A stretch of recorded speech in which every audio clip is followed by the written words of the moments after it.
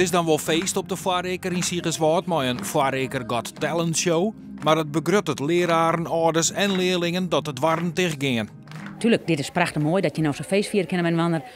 Maar daaronder leidt natuurlijk een afscheid en het is gebeurd aan het squallen gaat dicht. Het warm gaat een beetje de, voor mijn gevoel. Ja, met de laatste squallen. Dus ja, in die zin is het wrang. Je altijd een vertrouwd plakje opbouwt en ja, het is gewoon je alles. Het is maar omdat je altijd elke dag binnen en je vrienden en vriendinnetjes en dat soort dingen. En ja, dat is gewoon, ja, jammer.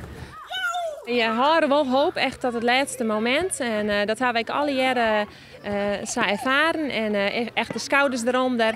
Maar op een gegeven moment weet je gewoon van ja, we gaan het net redden. En ja, dat is heel spietig. Maar ja, dat is net alles. De band maakt er 9 december naar squallen in de buurt. Gewoon had daar ook vriendjes en dan is de oerstap net zo heel groot. Nou nee, de oerstap is net heel groot. Alleen dat ik maar een beetje zo'n juf wennen daar. Zo'n liedse squallen wie eens wel gezellig. Heel gezellig, omdat je dan gewoon iedereen kent en je kent gewoon, ja, maar iedereen wil opzitten en zo. We zijn plegen. Hallo. Zeg maar hoi. Hoi.